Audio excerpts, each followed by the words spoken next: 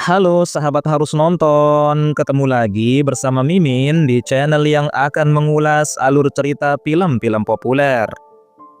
Bagaimana jika seorang pria berkulit gelap dengan wajah manis bernama Dio berusaha merebut hati seorang gadis cantik berkulit putih yang juga teman sekelasnya?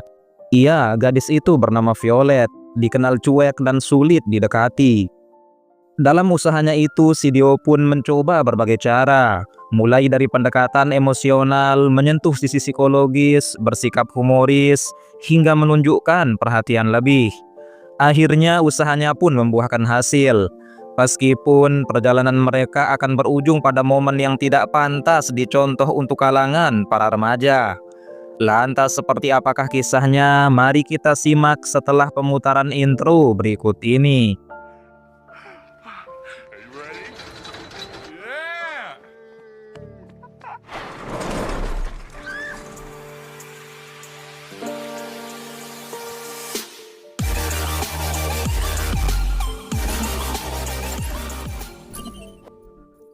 Pagi itu saat udara masih sejuk, Dio terlihat sedang berlari berolahraga pagi. Di sebuah jambatan, ia tak sengaja melihat seorang gadis berdiri di tepinya seolah sedang bernegosiasi dengan malaikat maut. Ternyata gadis itu adalah Violet. Dia pun mendekatinya, namun ternyata gadis itu malah mengusirnya dengan sikap dingin. Just go! Waktu terus berlalu dan kini Violet kembali masuk sekolah. Dio seperti biasa tak bisa menahan diri untuk terus memandanginya secara diam-diam dari kejauhan. Namun sayangnya, si Violet tetap menunjukkan sikap dinginnya, seolah tak menyadari kehadiran Dio sama sekali. Hingga suatu hari Dio dipanggil oleh kepala sekolah karena telah absen selama 2 minggu. Ketidakhadirannya tanpa keterangan membuatnya terancam tidak lulus. The grandma who's died 4 times over the past 3 years? Help you, but you've got to take this seriously. Setelah dari kantor kepala sekolah, Dio pun langsung pergi ke kantin dan berbincang dengan dua sahabat dekatnya, yaitu Nida dan Chuan. Dan kebetulan si Violet juga ada di sana bersama teman-temannya. Selama perbincangan itu, si Dio hanya bisa menatap Violet dari jauh sambil terpukau dalam diam. Dari sorot matanya saja sudah jelas bahwa Dio ini telah jatuh hati pada Violet. Meski berkali-kali diabaikan, ia tetap bertahan. Mungkin karena perbedaan latar belakang sosial atau mungkin juga karena tekanan dan kebingungan khas di masa remaja, yang tentunya membuat rasa itu justru tumbuh semakin dalam. Sepulang sekolah, Dio tiba di rumah dan disambut hangat oleh kakaknya yang bernama Cat. Saat itu, ibu mereka diceritakan sedang berada di luar kota karena urusan pekerjaan. Sementara sang ayah telah lama berpisah dari ibunya karena masalah yang tidak dijelaskan dalam film ini. Kontras dengan keluarga Dio, keluarga Violet ternyata masih lengkap. Ayahnya bernama Randy dan ibunya bernama Nita. Terlihat sedang berusaha keras membantu Violet untuk bangkit dari trauma mendalamnya setelah kakaknya meninggal dalam sebuah kecelakaan tragis, di mana saat kejadian itu Violet berhasil selamat tetapi bekas luka emosionalnya belum sembuh sampai saat ini. Di sisi lain, Dio mulai mencari tahu lebih banyak tentang Violet melalui internet. Saat menelusuri informasi, ia menemukan kisah tentang kecelakaan di sebuah jambatan, yang ternyata itu adalah lokasi tempat mereka pertama kali bertemu. Merasa penasaran, Dio pun pergi ke jembatan itu dan mengenang kembali pertemuan pertama mereka yang begitu membekas di benaknya. Keesokan harinya saat pelajaran geografi berlangsung, Dio terlihat tidak bersemangat karena Violet tidak hadir, dan itu membuatnya kehilangan fokus. Tapi ternyata si Violet hanya datang terlambat saja.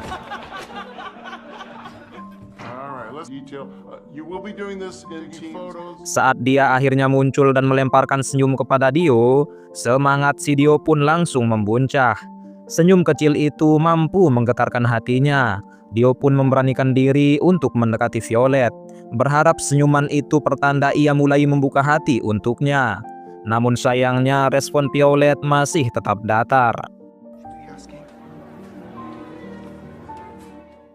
Sepulang sekolah, Dio yang memang pelupa mulai menuliskan momen-momen berharga yang dia alami bersama Violet di kertas kecil dan menempelnya di dinding kamar. Salah satunya bertuliskan, "Karena dia tersenyum padaku."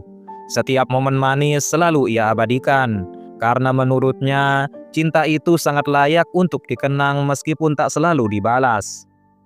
Malam harinya, Violet menghadiri sebuah pesta bersama teman-temannya.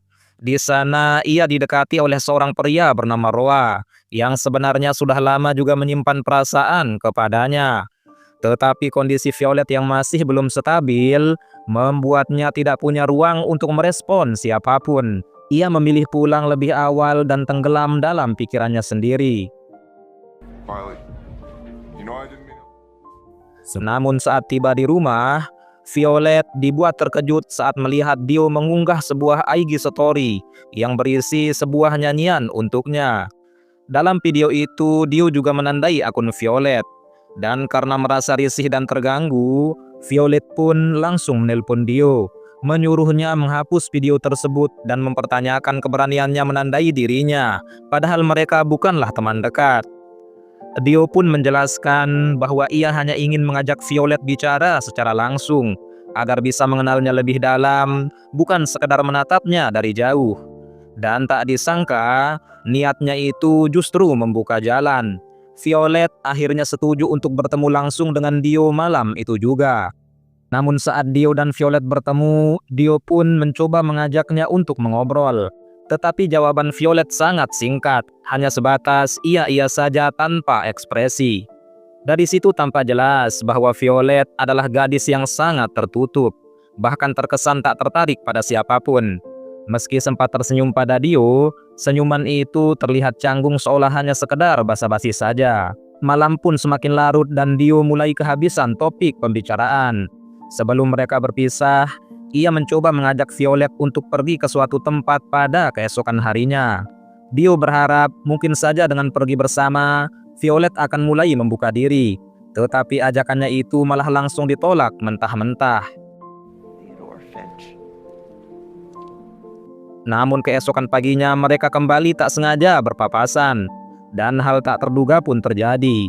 Violet mengiyakan ajakan Dio yang semalam. Namun dengan syarat mereka tidak boleh pergi menggunakan mobil. Violet mengaku masih trauma berat akibat kecelakaan yang menewaskan kakaknya, di mana sejak saat itu ia hanya bepergian dengan sepeda. Mereka pun berdua pergi, mengayuh sepeda melewati hamparan padang rumput yang luas. Di situ Dio tampak sangat bahagia bisa membawa Violet menikmati keindahan alam, seolah dunia sedang bersahabat. Namun meski pemandangannya luar biasa indah, Violet tetap belum menunjukkan senyuman tulus. Baginya tempat itu sangat indah, tetapi masih tidak cukup untuk bisa membuka hatinya, apalagi kepada Dio yang belum ia sukai. Perjalanan berlanjut hingga mereka sampai ke sebuah titik tertinggi di tengah hutan yang terletak di Indiana, Amerika Serikat. Come on.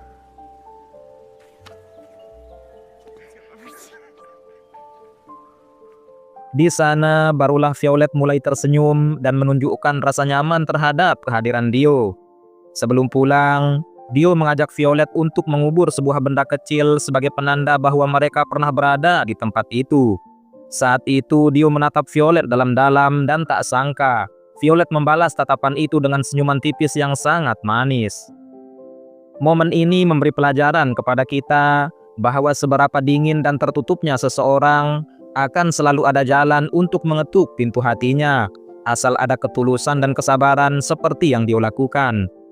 Setelah itu, mereka pun kembali pulang ke rumahnya masing-masing. Tetapi hubungan mereka kini mulai berubah. Mereka bahkan saling mengirim pesan, bertukar kabar, bahkan tersenyum sendiri di depan layar ponsel. Rasa nyaman mulai tumbuh. Sampai suatu malam, si Dio ini nekat datang ke rumah Violet. Kedatangannya mengejutkan Violet, tetapi sekaligus membuatnya senang. Di mana malam itu, Dio mengajaknya keluar secara diam-diam tanpa sepengetahuan orang tuanya. Ia kemudian membawa Violet ke sebuah bangunan tua, tempat orang-orang biasa menuliskan harapan mereka. Di sana, si Dio menulis tulisan tetap terjaga, sementara Violet menulis kata berani. Mereka pun berbincang panjang dan tampak jelas bahwa perasaan Violet terhadap Dio kini mulai tumbuh. Ia bahkan berkata sambil tersenyum lembut kepada Dio, "Kita sebenarnya tidak mengingat hari, tetapi kita mengingat momen." Keesokan harinya di sekolah, guru mengumumkan proyek geografi dengan berpasangan. Dan secara kebetulan si Violet dipasangkan dengan Dio. Namun hal ini malah membuat Roa yang juga menyimpan rasa pada Violet menjadi cemburu. Ia langsung menghampiri mereka dan menyatakan ketidaksenangannya itu. Tetapi Violet tetap memilih Dio sebagai pasangan kelompoknya. Di sisi lain, Eka yang merupakan teman dekat Violet mulai curiga dan mengingatkan Violet untuk berhati-hati. Ia mengatakan bahwa Dio adalah orang yang aneh dan mungkin saja juga berbahaya. Ucapannya itu pun membuat Violet kembali dihantui trauma lamanya dan ia mulai meragukan Dio. Kasihan sekali si Dio ini. Demi menarik kembali perhatian Violet, ia nekat tidur di halaman rumahnya, berharap bisa membuktikan ketulusannya setelah Violet mulai meragukannya akibat ucapan Eka yang mengatakan bahwa Dio memiliki keanehan. Memang Dio sendiri tak menampik bahwa ia kadang menjadi pelupa atau kehilangan kesadaran sesaat. Tetapi satu hal yang pasti, ia tidak pernah berniat untuk menyakiti siapapun. Justru, Dio selalu berusaha membuat Violet tersenyum, menyembuhkan lukanya dan meredam kecemasan yang menghantuinya sejak kepergian sang kakak. Saat itu pun, si Dio juga datang ke rumah Violet dengan maksud baik. Ia hendak mengajak Violet mengerjakan proyek sekolah sekaligus mengunjungi tempat yang menurutnya paling indah.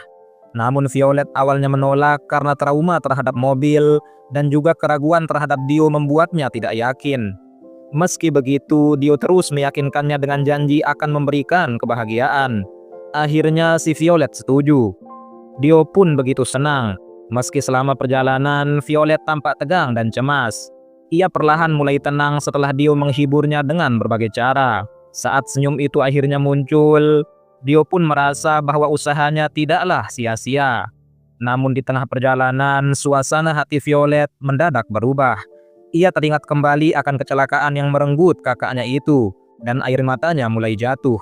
Melihat itu, Dio meraih tangan Violet, menggenggamnya dengan erat, memberikan rasa tenang tanpa perlu banyak kata. Dio kemudian mengajaknya ke sebuah wahana seluncuran.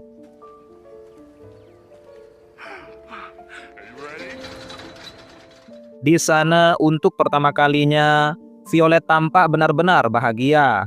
Dari Dio, kita belajar satu hal penting, yaitu untuk menyentuh hati yang lama tenggelam dalam duka tidak butuh keajaiban, cukup dengan ketulusan dan juga kesabaran. Perjalanan mereka pun berlanjut dengan tawa dan nyanyian. Kebersamaan itu membangkitkan harapan baru dalam diri Violet. Seolah dunia yang tadinya kelabu, mulai diwarnai kembali oleh kehadiran si Dio. Di satu momen Violet menatap Dio dengan tatapan yang tidak sama seperti biasanya. Dio pun merasa bahwa mungkin inilah saat yang tepat. Ia akhirnya menghentikan mobilnya, dan ternyata Violet lah yang lebih dulu menunjukkan keberanian. Di jalan itu, mereka akhirnya saling mengungkapkan perasaan yang selama ini hanya tersimpan dalam diam. Setelah momen itu, Violet pun tertawa lepas, seolah beban yang lama menekan dadanya perlahan menghilang. Tetapi kebahagiaan itu ternyata tidak berlangsung lama.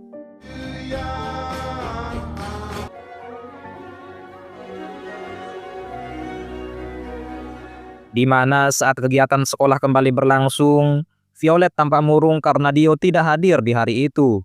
Ia mencoba menghubunginya tetapi tidak ada respon. Dan karena cemas, ia pun menemui Nida dan Chuan yang merupakan dua sahabat dekat Dio untuk menanyakan keberadaannya. Sayangnya mereka pun tidak tahu. Nida hanya mengatakan bahwa Dio memang sering tiba-tiba menghilang, bahkan bisa berhari-hari, tetapi ia selalu kembali. Benar saja, beberapa hari kemudian, Dio tiba-tiba muncul di depan rumah Violet tanpa penjelasan kemana ia telah pergi. Violet yang awalnya kesal karena Dio tak membalas pesannya, kini hanya diam, tak tahu harus bersikap seperti apa. Namun untungnya orang tua Violet menerima kedatangan Dio dengan ramah. Setelah suasana mencair, Dio mengajak Violet ke sebuah danau yang dapat menenangkan mata dan hatinya. Sesampainya di sana, si Dio pun begitu antusias dan langsung ingin berenang.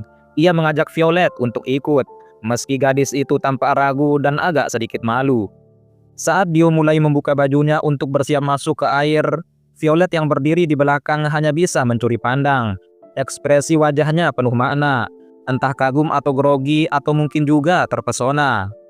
Tak lama kemudian, Violet pun melepas rasa sungkannya itu. Ia pun akhirnya bergabung dengan Dio, ikut berenang menikmati kesegaran alam dan kehangatan yang tumbuh di antara mereka.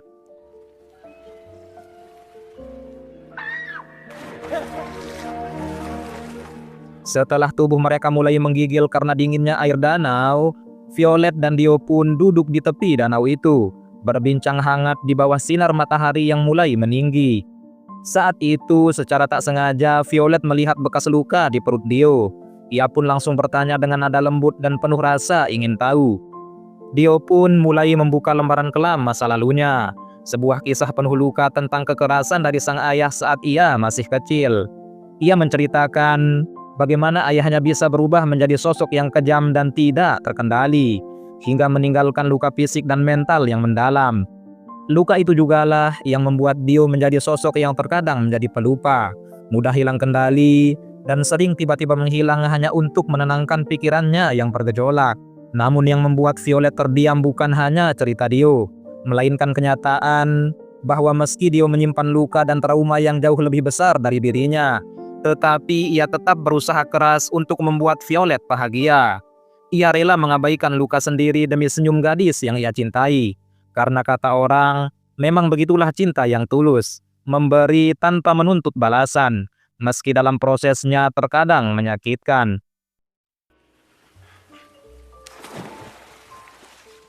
Dan karena tersentuh oleh kisah itu, Violet spontan mencuim Dio, sebuah isyarat bahwa hatinya kini benar-benar telah terbuka.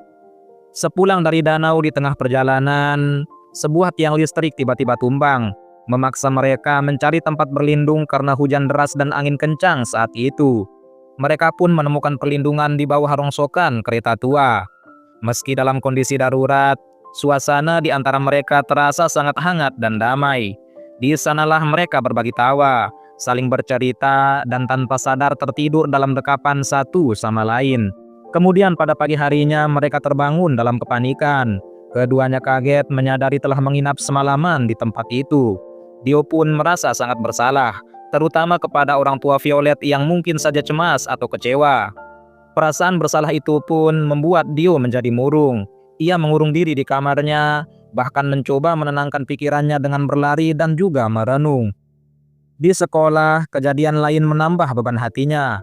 Roa terlihat kembali mendekati Violet. Dio yang melihat itu tentu saja tak bisa menahan diri dan langsung menarik Violet untuk menjauh. Roa yang merasa terhina memancing emosi Dio dengan hinaan di depan banyak orang. Alhasil amarah Dio pun meledak dan ia memukul Roa. Setelah kejadian itu, Dio pun pulang dalam keadaan emosi dan rasa kecewa. Kecewa pada keadaan, kecewa pada dirinya sendiri, dan pada kenyataan bahwa orang tua Violet kini tak lagi mempercayainya. Semua beban itu membuat Dio semakin tenggelam dalam depresi, hingga akhirnya ia pergi tanpa memberitahu siapapun.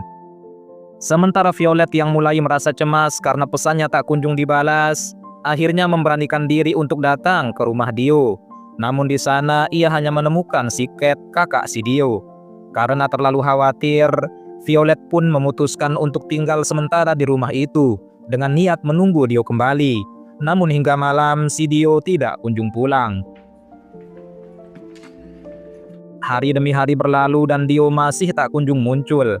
Didorong rasa panik, Violet pun meminta bantuan ayahnya untuk mencari Dio. Ayahnya pun berkata, "Cobalah cari ke tempat yang pernah kalian kunjungi bersama." Kalimat itu membuat Violet terdiam sejenak.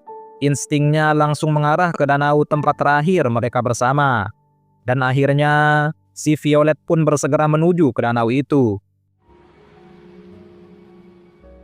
Sesampainya di sana, firasatnya semakin kuat ketika ia melihat mobil Dio terparkir di sekitar sana. Dengan langkah cepat dan jantung yang berdebar, Violet mencari Dio. Namun yang ia temukan hanyalah pakaian Dio yang tercecer di atas batu, seolah baru saja ditinggalkan.